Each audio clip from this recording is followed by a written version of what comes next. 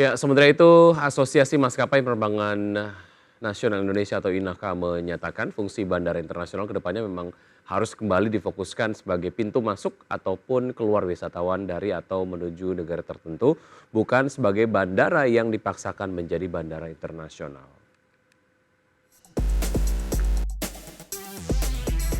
Asosiasi Maskapai Penerbangan Nasional Indonesia atau INAKA menyambut baik penghapusan status bandara internasional sebanyak 17 dari 34 bandara internasional yang dilakukan Kementerian Perhubungan. Pasalnya dengan penghapusan tersebut, konektivitas transportasi udara nasional diyakini akan dapat meningkat. Sekjen Asosiasi Maskapai Penerbangan Nasional Indonesia atau INAKA, Bayu Sutanto mengatakan, fungsi bandara internasional ke depannya memang harus kembali difokuskan sebagai pintu masuk ataupun keluar wisatawan dari atau menuju negara tertentu, bukan sebagai bandara yang dipaksakan menjadi bandara internasional untuk menunjang program destinasi, tetapi jumlah penerbangannya tidak banyak. Bandara internasional yang dipaksakan karena ada desain wisata yang ditetapkan oleh pemerintah ya, bukan yang diinginkan oleh turisme. Ya itu yang harus dievaluasi. Seperti contoh ya Bandara Tanjung Karang di Lampung itu kan ditetapkan internasional. Alasannya apa? Kan wisatawan domestik aja belum banyak, apalagi internasional.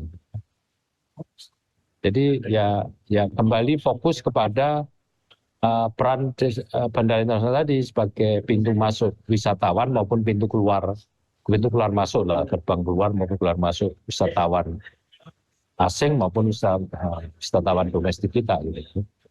Jadi kalau tanpa adanya dukungan destinasi wisata ya tentu nggak akan hidup gitu loh.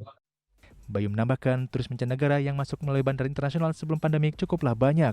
Akan tetapi semenjak adanya pandemi hingga saat ini, turis yang masuk ke Indonesia melalui bandara internasional jauh lebih sedikit dibanding warga Indonesia yang melakukan penerbangan ke luar negeri. Dari Jakarta, Ricky Anwardi, IDX Channel.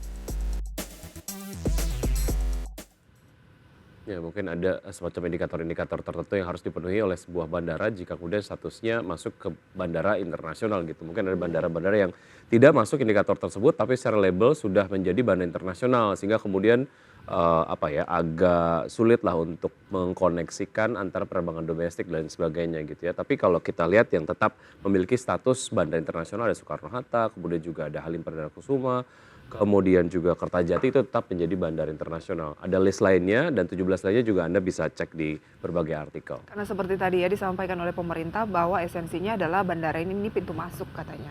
Dan juga pintu keluar ya. Baik, dan bersama kami sejenak kami akan segera kembali.